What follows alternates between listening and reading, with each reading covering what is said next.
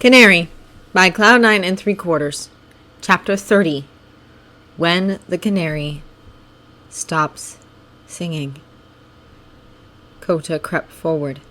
He had been hiding back in the cave, his small body curled up against the hard stone covering his ears as he heard the distant screams of the UA students outside. But then that screaming turned into singing. And now it had stopped. Kota stood before the sight of the villain who murdered his parents lying at the feet of his saviors. The girl's arm was all messed up. She had tears running down her cheeks. The boy had just dropped a rock, tinted red from Muscular's blood, who he had supposedly just knocked out. They risked so much. They didn't even have to come up here to find him. They could have run back to the lodge like Mandalay had said. Yet here they were, for him. His heroes. "Are you okay, Kota?" the boy asked as soon as he saw him. His name was Canary. Kota had met him a few times now. He was persistent, but his voice was always so quiet, unsure, and shaky, like he was scared to speak at all. Now, as he held out his hand to Kota, he seemed so much more confident, like the pressure of the situation cracked and shattered that glass bubble around him. Insecurities lost to the wind. Kota didn't take his hand. He hugged him instead. "Thank you," he whispered, burying his face in Canary's shirt and trying not to cry. He did anyway. "Owl, are you okay?" Canary asked after a moment, turning back to the girl. Owl, he sounded like he was trying not to cry too. "I'm okay," she nodded, even though her arm was broken. Canary stood up, rubbing his eyes. This time, Kota took his outstretched hand. "We should get back to camp. You're hurt," Canary said, gazing out over the burning forest. "If we continue down this way, we will hopefully avoid the gas. We don't have a third mask for Kota. Okay?" Owl sighed, clutching her arm. The purple of her jumper was darker around it.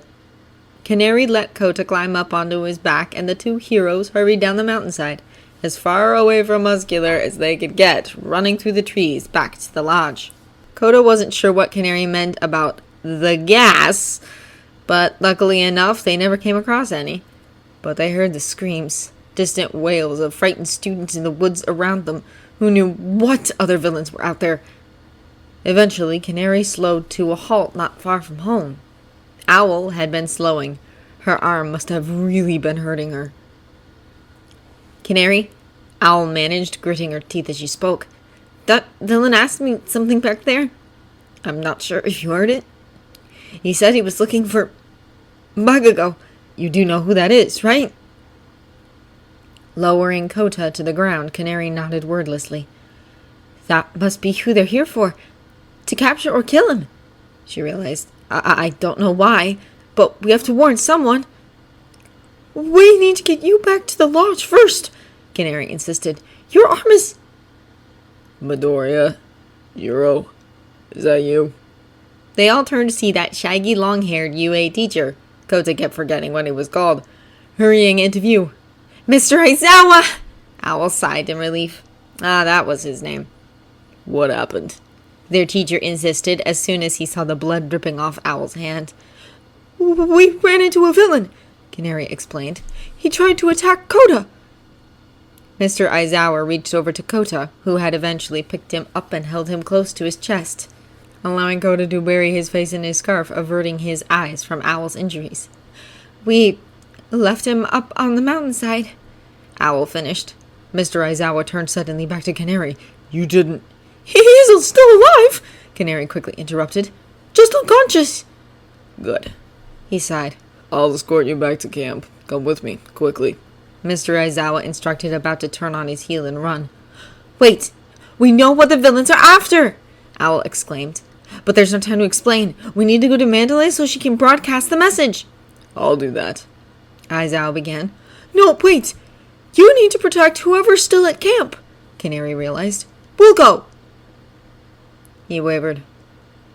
"Fine, but tell her something from me, too."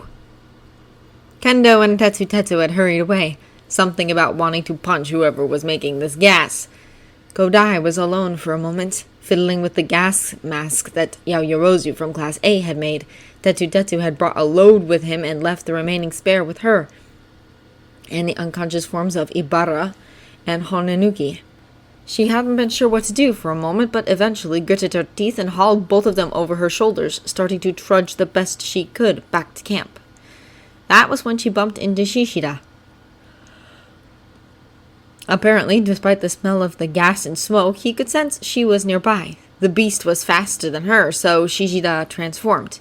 With both of Kodai's unconscious friends on his back, he ran ahead, back to camp as quickly as he could, knowing that Kodai was following not far behind. But then, from the trees, someone else emerged. "Kodai!" the boy called out. He came into view. The light was dim. It was only being supplied by the moon and stars, or the distant flicker of blue flames. It was Canary. She fumbled with the remaining mask that she had attached to the belt of her trousers, eagerly handing it over to him. He had been wearing some kind of fabric around his mouth. This was a far better substitute. "Did you hear Mandalay's messages?" Canary questioned, adjusting the gas mask after muttering his gratefulness. Kodai nodded. The telepath had already announced that they had permission to fight for their lives, and that one of the villain's targets was someone named Kachan. I was the one who relayed it, alongside Owl. Jiro, Canary explained. She really hurt her arm, so I told her to stay behind with Siren, and I went over here to try and find Kachan. He seemed so much more sure with his words now. But Kodai was still confused. Perhaps this Kachan was a member of Class A that Kodai didn't know.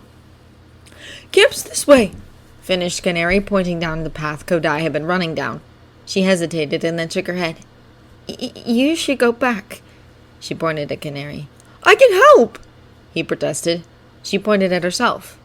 "So can I." He gritted his teeth, scratching at the faint scars on his cheek. "Okay, follow me. Kachan was in the second group, so we must be quite far into the woods, or somewhere on the way back.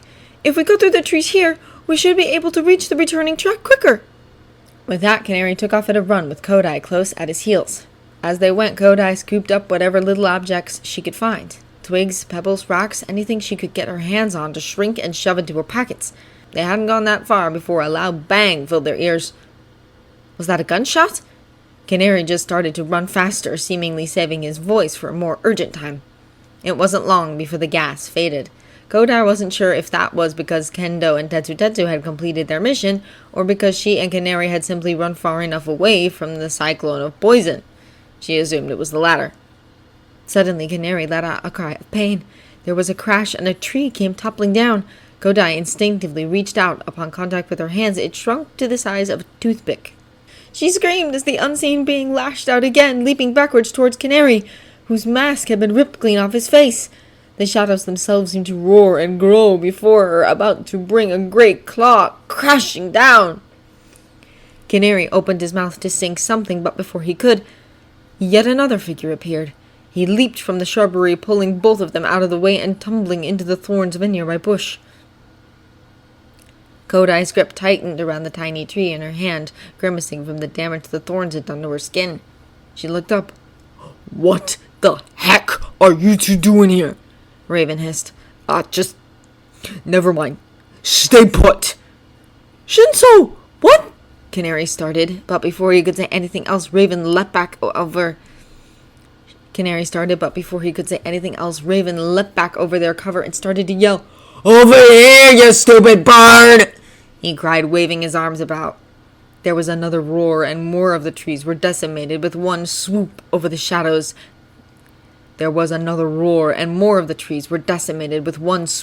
Shadow beast's talons.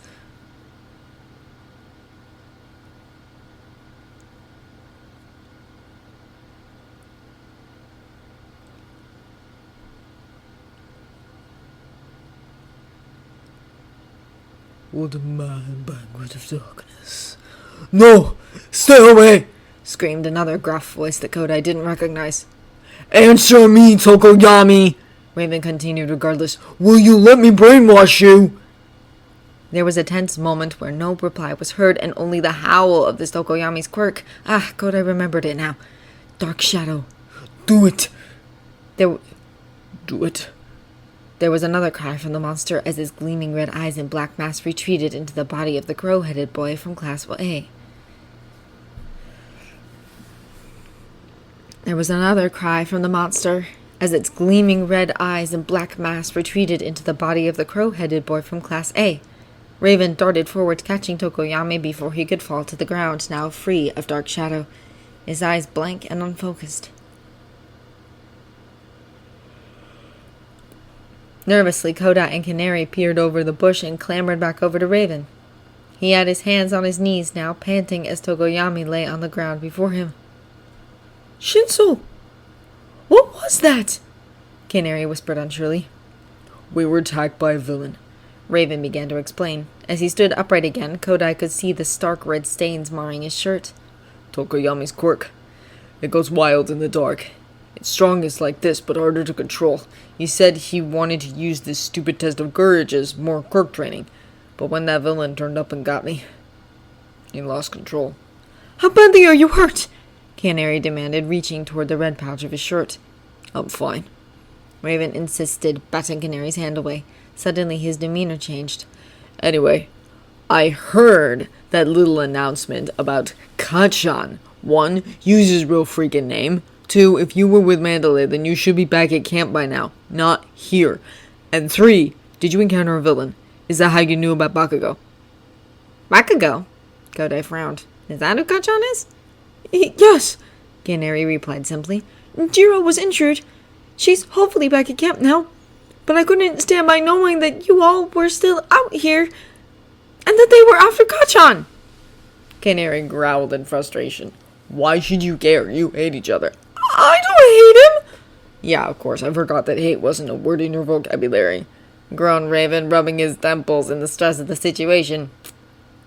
If you and Tokoyami were the first team into the forest, and Puffin and Kachan were the second, then they should be just up here then, back on the path. Canary concluded, and if the villains are after him, then that one who attacked you is probably with them now. Damn it. Why do I always end up helping you in your crazy schemes? Raven hissed, balling his fists. You don't have to help me, Canary said seriously. You and Kodai can go back to camp with Tokoyami. If his quirk gets stronger and harder to control in the dark, then the opposite must be true for the light. Get into a fire or to the light of the lodge. Then you should be safe to release from your brainwashing. Or, interjected Raven, pulling Tokoyami to his feet unsteadily, we could take him to Todoroki and Bakugo, who can use their quirks to supply that light. Then again, you could just do that with your power. There was a loud crash in the distance, followed by a yell and a chill in the air. That's Todoroki, Raven realized. Kodai blinked. Wait a second. Bakugo and Todoroki both had powerful quirks, but they couldn't use them in the forest in fear of setting it alight and trapping others within it. That meant all they could do was rely on Todoroki's ice. But if they could leave the destructive power of Dark Shadow into the battle, then they'd win for sure. Kodai gulped, reached forward, and tapped Canary on the shoulder. I have an idea. This is a terrible idea! Shinso cried as they continued to run. Todoroki and Gacha must have been further away than they anticipated because with Dark Shadow released and running rampage behind the three of them whilst they charged through the undergrowth, they still hadn't reached their destination. Kodai was tossing her collecting objects left and right. Great boulders appeared out of nowhere, urging Dark Shadow forwards, crushing everything in its path, as Tokoyami was pulled helplessly along with it. Canary! He looked ahead. His eyes settled on the dual colors of Todoroki's. Tsuburaba from Class B was hanging limply over his back as he continuously threw up spikes of ice against a frenzied attacker. Back off! Quickly! Midoriya exclaimed. Him, Shinso, and Kodai reached the clearing in seconds, diving out of Dark Shadow's path to Todoroki's feet as the quirk roared with all its might. It surrounded the villain that had been attacking Todoroki, a circle of darkness enclosing the blade-toothed man instantly. Within seconds, he was incapacitated. We need light, quickly, Shinso exclaimed. Midoriya could have done it. He had a song ready and everything. But Todoroki was faster. He dropped Tsuburaba into Kodai's hands and charged forward with a flame at the ready. Then, from just out of sight, someone else appeared, cradling an explosive light at Tokoyami's other side. Tokoyami gasped for air as the shadows retreated. He collapsed to the ground by their feet. And once again, I'm a terrible matchup for you, bird boy. Kachan leered, his power fading. Thanks, was all Tokoyami muttered in reply. Sorry, Tokoyami, Shinzo said, hurrying forwards and holding out a hand to help him up. It's okay, he replied. The villain is defeated, but I'm the one who should be sorry. You got hurt because of me. Nah, I got hurt because I didn't expect the villain to jump out of the trees, Shinzo said through a forced grin. You had nothing to do with it. Okay, who's here? Todoroki questioned, using his dwindling flame as a light as he glanced around at the growing group. They had Kodai with an unconscious Tsuburaba from Class B. Then there was Tokoyami, Bakugo, and Todoroki, alongside Midoriya and Shinzo. 7 in total. Was being in such a big group wise in this situation? Perhaps it was. Speaking of lights, Midoriya reached into his pocket as Todoroki did a head count. He could use his phone as a torch if it hadn't... Yeah, if he hadn't fell on it when Dark Shadow attacked the first time. What was that message that Mandalay sent out anyway? Todoroki pondered. Is this Kachan someone in Class B? Kodai shook her head and then pointed at Midoriya. Todoroki frowned. You're not... It's been freaking years since you last called me by that stupid nickname. Kachan growled. The group turned to stare at him. Give it up already. Todoroki frowned as he glanced between them. You two know each other? It's a long story, Shinzo interjected. Midoriya continued to avoid Kachan's angry glare. Oh yeah? Kachan huffed. What do you know about it, eyebags? More than you'd be happy about me knowing, Shinzo hissed ominously. Okay, Midoriya squeaked. We should just start heading back to camp now. Wait, the villains are after Bakugo, confirmed Tokoyami with a frown. Why? Are they trying to kill him? I'm right here! Kachan called from the background. Midoriya tried to ignore him. I don't know, Midoriya answered. But either way, we should try and get back. Mr. Aizawa and Mr. Vlad are at the lodge. It'll be safer there. Then let's get going, Shinzo insisted, and Kodai nodded alongside him. If we got straight to the forest, we'll get back there quicker than if we just followed the path. Right, then let's go, Todoroki agreed. We have powerful quirks here. We can easily protect Bakugo if we are sure to huddle together as we walk. I can protect myself, Kachan yelled, but they'd already started moving. I don't need you! Todoroki had taken Tsuburaba off the smaller framed Kodai to save the trouble. Kachan's protests were lost to their ears as they began to march through the woodland. It didn't matter what kind of personal grudges anyone may or may not have had. All that was important right now was getting everyone back safely. The rest could follow. Walk behind me, Deku! Kachan hissed, pushing him back.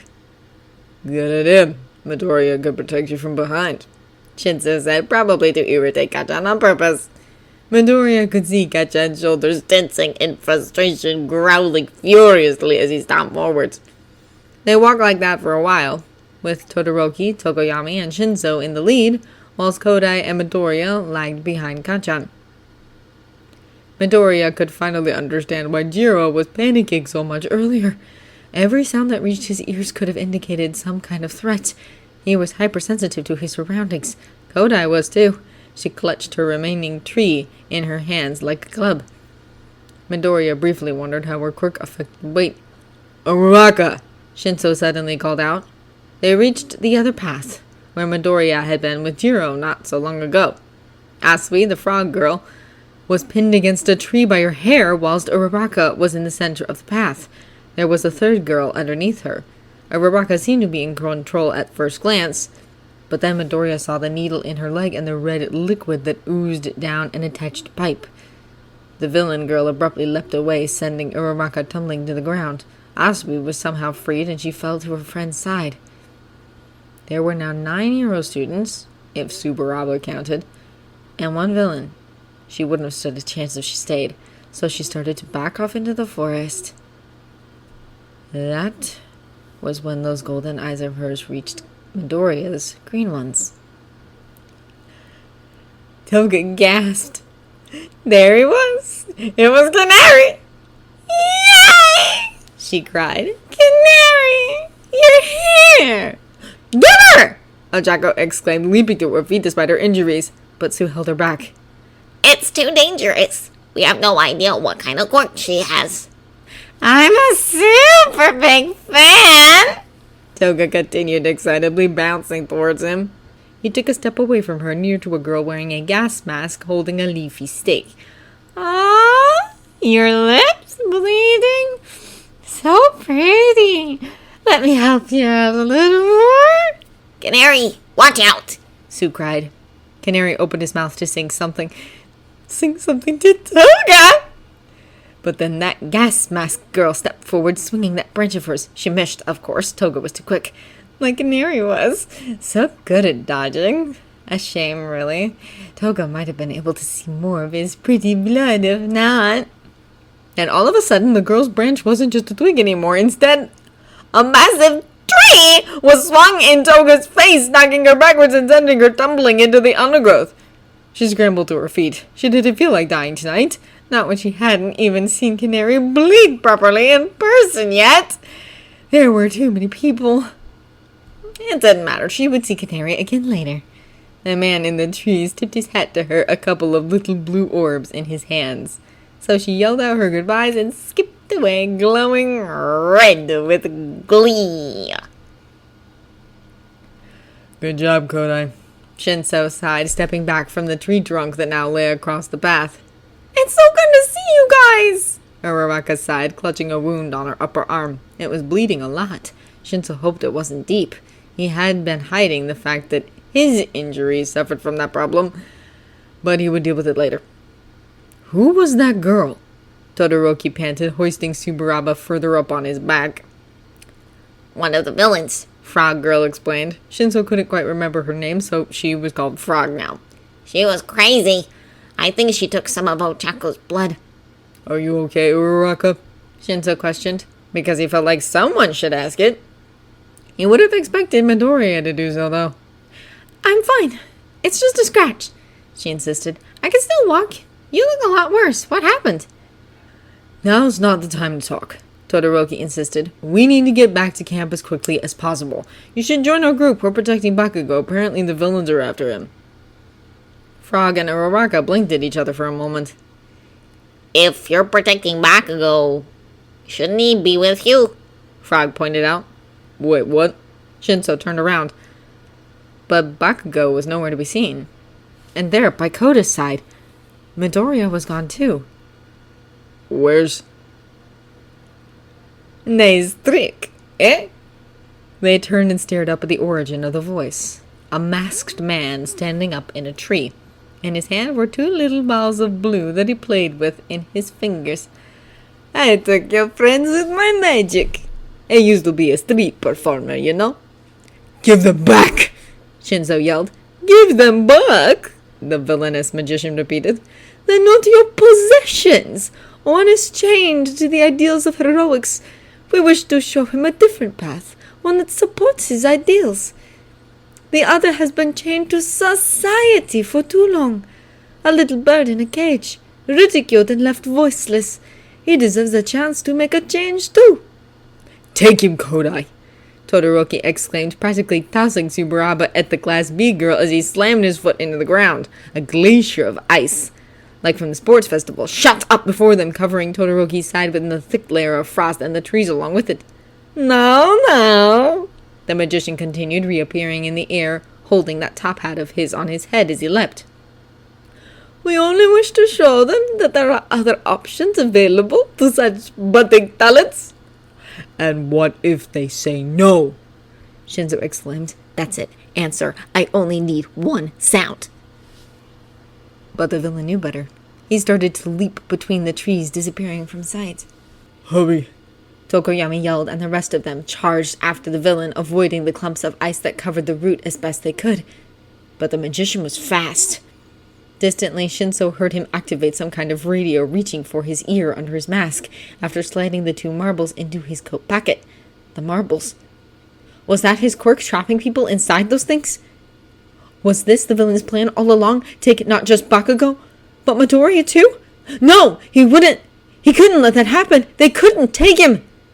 He's too fast! Uraraka cried, panting heavily as she tried to keep up with them all. No, this was no good. They never catch him like this. Think! What would Midoriya do? What could he do without his quirk right now? Uraraka, Shinso exclaimed. you need to make Tokoyami float.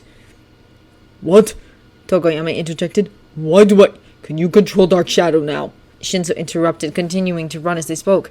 Yes, I believe so. If I could get to the villains, I could brainwash him into giving Midoriya back. And Bakugo. Frog acknowledged, hopping along beside him. Whatever! He yelled. Todoroki should come too in case he refuses to speak. If you launch the 3 of us with your tongue, Uraraka can release her quirk once we're high enough, and Tokoyami can use Dark Shadow to grab the villain. Kodai, you stay here with Subaraba. Okay, sounds like a plan, Uraraka agreed. They came screeching to a stop. Todoroki grabbed onto one of Tokoyami's arms while Shinso held the other. Dark Shadow was cautiously released, much smaller and more timid than the raging beast that it had been only minutes beforehand. And then Frog's long, injured tongue was wrapped around the 3 of them, and with the aid of Uraraka's gravity-defying ability, they were thrown high up above Todoroki's glacier, slamming right into the magician as he desperately tried to make his escape. Give that back! Shinso screamed, his foot digging into the magician's back with the force of their fall. What? Hey, I know these kids! Who are they? He looked up, his vision swimming with rage. They had fallen right into what seemed to be the villain's rendezvous point.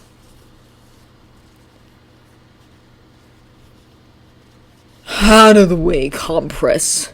There was a tunnel of blue flame thrown straight at them. As the one right on top of the magician villain, it was Shinso who suffered from the full brunt of the fiery force. He was forced to leap back as the villain, Compress, disappeared in a melancholy glow. Shinso's sleeves were burnt to nothingness in seconds, harsh burns left in their place. Todoroki leapt into action. Another icy wall was formed between them, but it didn't last long, melting into a mere puddle of water by the heat the scarred villain radiated. You and the purple kid! You're on Shingaraki's kill list! Cried a third villain in a black and white suit as he jumped up at Todoroki. Tokoyami tried to use Dark Shadow, but the light of the fire villain was proving to be a problem, and whilst Compress reappeared in a second flash of light, Shinso himself was a little preoccupied by that psychotic girl from earlier. You're Raven, right? She exclaimed, grinning madly as she dashed towards him. Canary's best friend. I'm Toga. You can be my friend too. Why won't you back off? But I want to help you bleed. Bingo! With Toga now lying blank-faced on the floor, Shinso turned his attention back to the others. Todoroki, Shinso, let's go. Tokoyami suddenly cried. There, in his hand, were the 2 blue marbles from Compress's pocket. Dark Shadow managed to get them. Leaving the black and white guy behind yet another ice wall, Todoroki hurried back to Shinso and Tokoyami. Let's go! He yelled. The 3 of them charged back towards the trees. Shinso's heart was beating at an unfathomable speed. His eyes locked on the marbles clutched in Tokoyami's fist. But then Todoroki skidded to a halt. Hanomu! He yelled and quickly changed direction. The other 2 made no hesitation and quickly followed. But then they were stopped by yet another obstacle. Not this guy, Tokoyami exclaimed. He was at the USJ. Todoroki finished. Shinso stumbled backward. The smoky villain's golden eyes seemed to stare into his soul. It's been 5 minutes since the signal, the new villain said calmly. Let's go, Dabi. Several swirling purple portals, at least Shinso assumed they were portals, appeared around the clearing. The black and white villain left the others behind without hesitation, diving through the portal next to him. Hold on. We're not leaving without the kids, the scarred villain hissed. Shinso assumed this was Dabi standing beside Toga as he kicked at her in an attempt to get her to come too. He couldn't have known it would work, but regardless, the girl blinked and shakily clambered to her feet. Shinso's face fell as Compress began to chuckle. Oh, don't worry about that. They seemed so proud of themselves for rooting through my pockets that I thought I'd let them gloat. What are you talking about? Shinso quickly exclaimed. The villain didn't speak. Instead, he clicked his fingers, and the 2 blue orbs in Tokoyami's hand exploded into nothing but shards of ice. Then, reaching up to his mask, Compress revealed his face, opened his mouth, and flaunted another 2 marbles. The ones they had been after. What? How? Todoroki exclaimed, taking a step forward to engage in combat. But they were too far away. If he dared send another load of ice at them, they would disappear in an instant. Despite that thought, Shinso wasn't giving up so easily. He stormed forwards, the other 2 close behind him. The villain just laughed, and with a bow he started to back into the portal. No! Shinso cried. But all was not lost yet. There was a glimmer of light, and a brilliant laser was shot forth from the bushes nearby. It was that Sparkle Kid from Class A. The laser destroyed the magician's mask. In shock, he coughed, sending the 2 marbles flying from his mouth. Tokoyami's dark shadow didn't seem pleased by the light of the laser and Dabi's fire. It pulled him back as he yelled out in frustration. That left just Todoroki and Shinso leaping forwards to catch one of the marbles each. A flash of fire licked at Todoroki's already marred face. He flinched, and his marble was now in Dabi's grasp. Then a knife. Shinso didn't even see it coming, but it was now in his shoulder, and Toga had the 2nd orb. Compress. Confirm it now. Release them, Dabi ordered, already halfway into the portal. Please, that laser ruined my finale, Compress protested, but before he left, he clicked his fingers, and the contents of the orbs were revealed. Poor Shoto Todoroki. Dabi grinned. He had a hand around Midoriya's neck, the other covering his mouth. Ah! I want Canary! Let's swap! Toga exclaimed. She had one of her blades at Bakugo's throat, but disappeared with him before anyone could say a word. Dabi just laughed. Checkmate. And he faded from view. Midoriya! Shinso screamed, his hand outstretched towards his friend. Midoriya held out his hand too. But before Shinso could reach it, the portal had closed. The 3 of them were alone in the clearing, the fire still raging around them. Shinso fell to his knees, his shaking hand reaching for the feather necklace Midoriya had once gifted him. With it in his fist, he shrunk closer to the ground, his forehead against the dirt. And there he screamed. He couldn't have known how much time passed with him there as Todoroki's cold hand pulled at his good shoulder, trying to get him to stand up. There was still a blade in the other. It was only when Mr. Aizawa arrived far too late that he finally opened his eyes again. He hadn't realized he'd been crying. Even his own yells fell on deaf ears. But now his throat was raw, head dizzy, sides sticky and red. He collapsed with his hand still grasping the canary feather, one thought plaguing his anguished mind. Midoriya was gone.